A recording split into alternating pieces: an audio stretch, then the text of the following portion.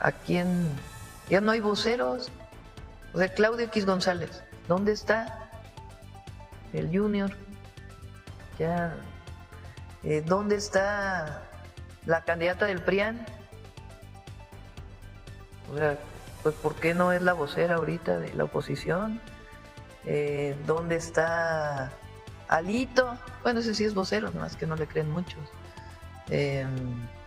Los diputados del PRIAN, diputadas, y de otros partidos. Ya no tienen voceros, entonces van y buscan a Zedillo.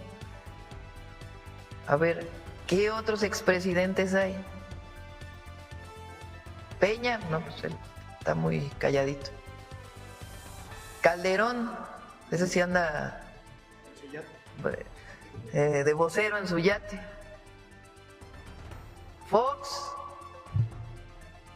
que ya la verdad, no, así que le hagan mucho caso, pues tampoco. Salinas, pues menos.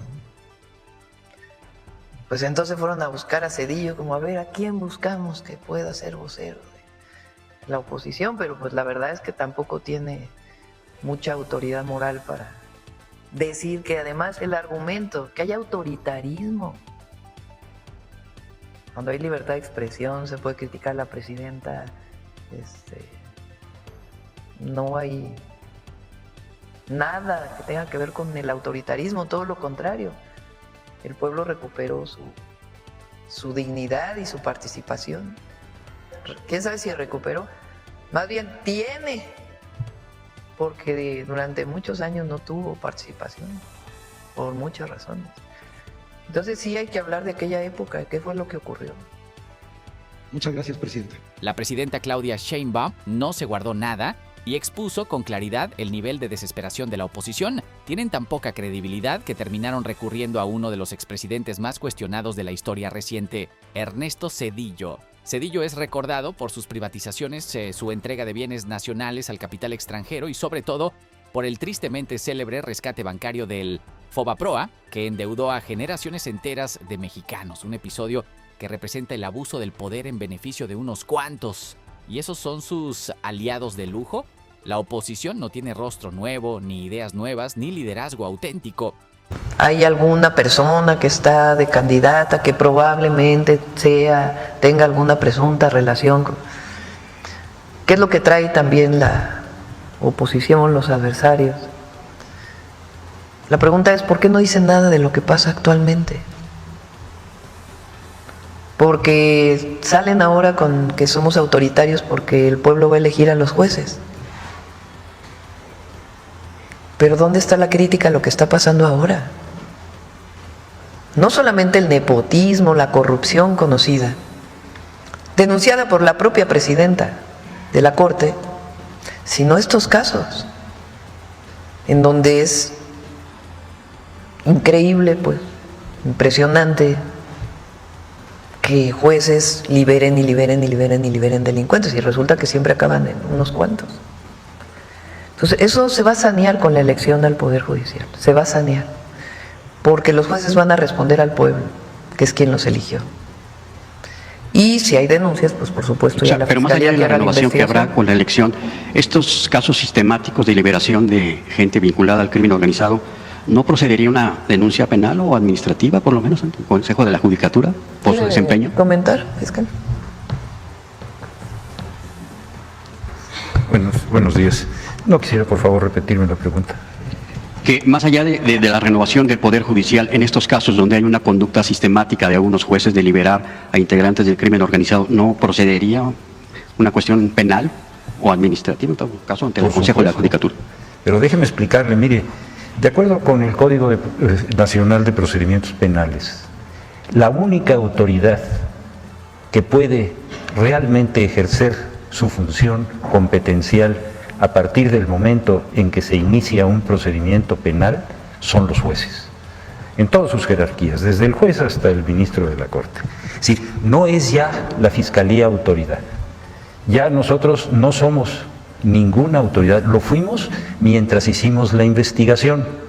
A partir del momento que judicializamos, dejamos de tener funciones de autoridad y todo lo que ocurre en el proceso corresponde a la jerarquía y a la competencia y a la obligación del juez. ¿Qué es lo que hemos encontrado y que se ha dicho el día de hoy con mucha frecuencia? Existen algunos casos, como el que usted está planteando, donde nosotros hemos encontrado conductas ilegales que tienen todas las características para poder iniciar un procedimiento en contra de un juez, un magistrado o un ministro. ¿Qué es lo que nos ha ocurrido? Que no nos dejan en el Poder Judicial proceder, porque dictaron un acuerdo interno en el que dijeron que ningún juez puede ser procesado si ellos no lo autorizan. Eso, en el nuevo cambio y con la democratización del sistema judicial, se acabó. Tenemos todos esos casos preparados y los vamos a llevar a cabo. No sé si con eso... Entonces hay un contubernio de toda la estructura del Poder Judicial. ¿Perdón? Hay un contubernio de toda la estructura del Poder Judicial para proteger este tipo de conductas. Hay esos casos específicos de acuerdo con un criterio interno del Poder Judicial que tiene muchos años, no es de ahorita. No nos permite llevar esos juicios más que cuando ellos lo autorizan.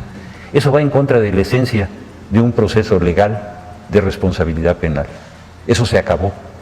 Pero volvemos a lo mismo, son casos específicos, no es todo el Poder Judicial. Son personas que han actuado en ese ejercicio, en esas funciones, abusando de su poder y generando un posible delito. Eso se acabó y vamos a poder, a partir de este cambio, que ese sí es fundamental, vamos a poder tener esa capacidad nosotros, no como autoridad, sino como víctimas.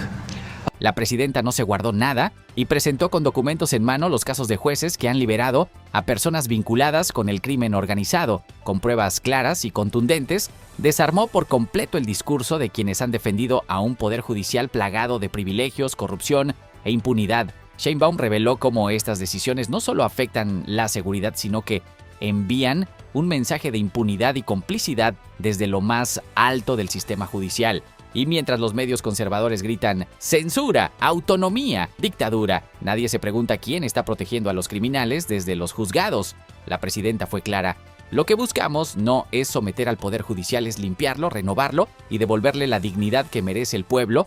Este es solo el comienzo de una gran sacudida al sistema que por años ha protegido a los poderosos y castigado a los más débiles. Ellos dicen que van a proteger a México, pero cuando vimos cómo votaron, por ejemplo, la iniciativa para reforzar la soberanía nacional, pues votaron en contra. Por eso yo le dije, o comenté en la Cámara de Diputados, que eran una oposición polquista, recordándome este expresidente de Estados Unidos que anexó con el apoyo de los conservadores la mitad del territorio nacional. Y fíjense qué curioso, Como dirían, la confesión de parte y relevo de prueba.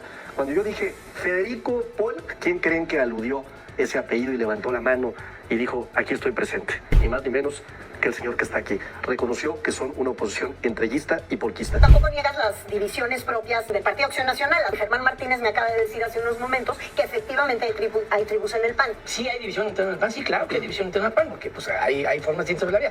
Sí hay dos tipos de acciones nacionales distintos. Hay uno que me parece institucional, con las y con los gobernadores que acompañaron a la presidenta en el evento del Zócalo, y la acompañaron porque sí creen en un proyecto de nación, porque sí creen que es el momento de respaldar a nuestro presidente de nuestro país. Y hay otro, el de los juniors, el del cártel inmobiliario, en donde está reunido Dorin, Triana, Jorge Romero, y en donde la agenda política de ellos tiene que ver más con circo y politiquería, y hay que decirlo con toda claridad. Por eso les ha ido tan mal en las encuestas, Mónica. Fíjate, la última encuesta, una encuesta seria de vivienda, en donde se contabiliza cómo está Acción Nacional, pues no es una casualidad que esté en cuarto lugar, por debajo del PRI, por debajo del Movimiento Ciudadano. La gente se da cuenta del ridículo político que están haciendo los que hoy están al frente de Acción Nacional. No pueden disimular el coraje, la incomodidad, ni mucho menos la vergüenza, porque saben que lo que se les dice es cierto. Entreguistas, vendepatrias, fueron ellos quienes firmaron acuerdos en lo oscurito, quienes defendieron los intereses de las élites, quienes aplaudieron privatizaciones mientras el pueblo sufría. Y ahora que se les expone públicamente, reaccionan con cinismo, como si el país no tuviera memoria. Lo que realmente quieren no es que a México le vaya bien, quieren que fracase el proyecto de transformación porque les duele ver a un pueblo organizado, informado y con dignidad. Pero ya no estamos en los tiempos donde mentían sin consecuencia. Hoy el pueblo sí les responde y no les cree nada.